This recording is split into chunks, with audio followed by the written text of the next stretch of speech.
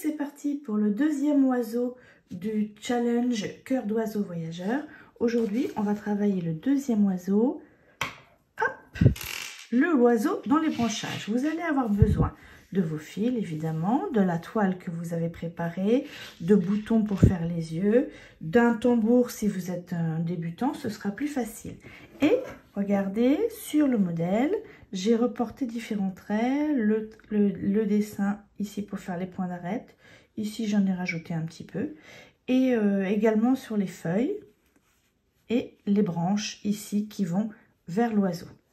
On va utiliser 3 points de broderie principaux. On va utiliser le point d'arête ici, le point de Boulogne pour faire les branchages et le tour de l'aile ici, le point de feston et quelques points de nœud ici au bout des branches.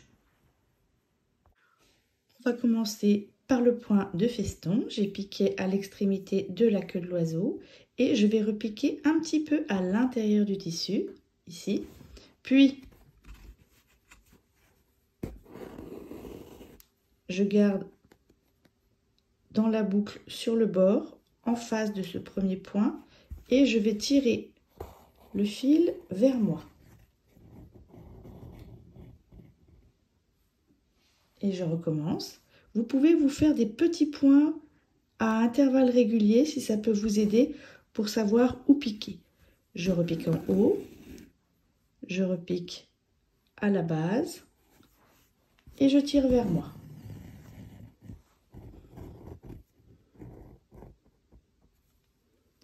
Etc., etc. Et on n'oubliera pas aussi, là, vous voyez, j'ai un fil de bâti. On essaye de l'enlever au fur et à mesure, le fil de bâti. À la base. Et je tire vers moi, ainsi de suite, tout autour du corps de l'oiseau.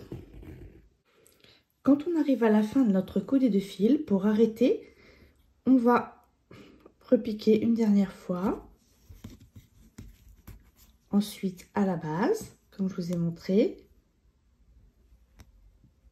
Hop. Et ensuite, on va passer par-dessus le fil, rentrer au ras et faire un point à l'arrière, un nœud.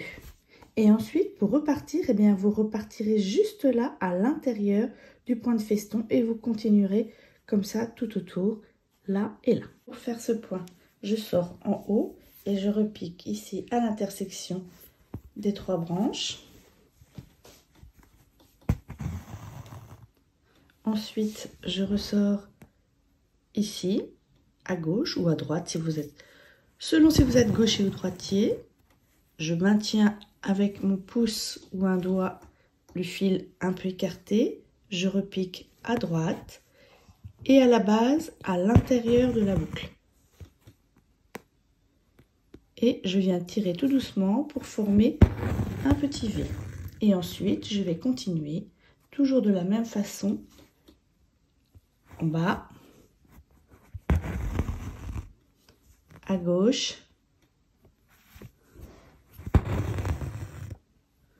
à droite et à l'intersection.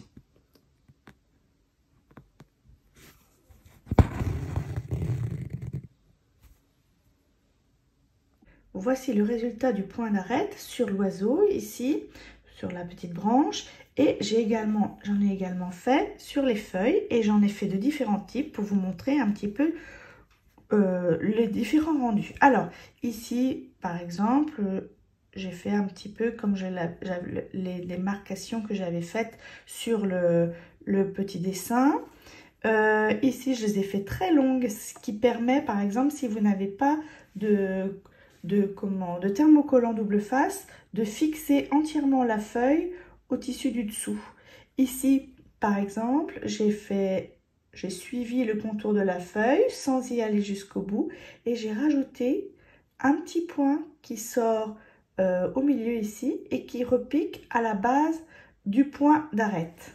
Voilà, plus ou moins, vous pouvez les faire plus ou moins serrés, plus ou moins longs, etc. Et maintenant, on va passer au point de Boulogne pour faire les petites tiges et le tour de l'aile. Pour faire le point de Boulogne, on procède en deux temps. On va d'abord, avec un premier fil, lancer de grands points de l'endroit où on veut arriver jusqu'à la base de la feuille, en les tendant ou les laissant un peu plus lâches.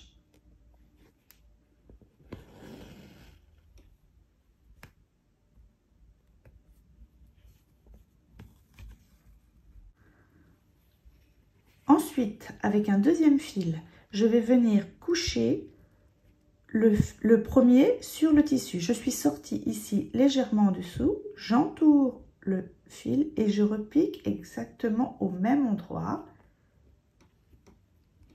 et je tire. C'est ainsi qu'on va pouvoir coucher le premier fil sur le tissu, d'où le deuxième nom du point de Boulogne qui est le point de couture. À intervalles plus ou moins réguliers, vous piquez, vous entourez,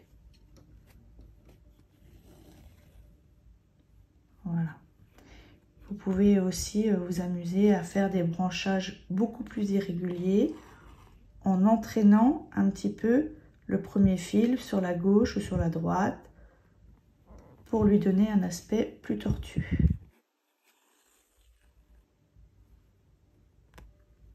Ainsi de suite sur toutes les branches et également autour de l'aile ici. Pour faire le contour de l'aile, j'ai sorti un fil, enfin 4 épaisseurs de fil doré et que je vais coucher avec un coton. Alors j'ai sorti le fil et je vais piquer dans le tissu, à la limite du tissu, et repiquer au même endroit pour coucher le fil en maintenant le fil doré avec mon pouce pour qu'il épouse bien la courbe. Voilà. Et je vais continuer jusque là. Et ici, je vais rentrer le fil doré à l'intérieur sous le tissu. On va terminer par le quatrième point qui est le point de nœud.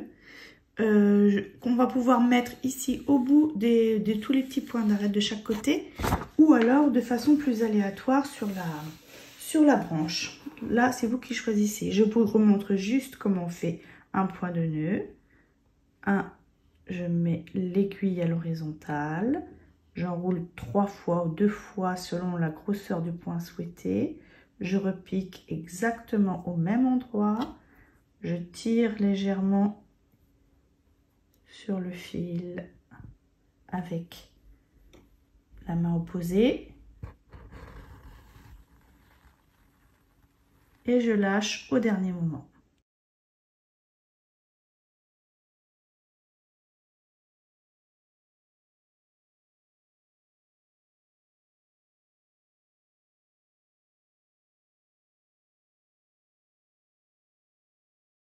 Voilà, ce deuxième oiseau est terminé. J'y ai rajouté un bouton pour faire l'œil. Je ne suis pas tout à fait convaincue, mais bon, ça va peut-être changer.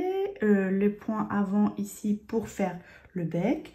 Également quelques petits points de fil doré dans le point d'arête pour donner un petit coup de lumière. Et voilà, on se donne rendez-vous la semaine prochaine aux alentours de mardi ou mercredi pour faire le troisième et dernier oiseau, la broderie. En attendant, brodez bien et n'hésitez surtout pas à poser vos questions, à poster vos photos d'oiseaux avec le hashtag SB Oiseau Brodé. À bientôt!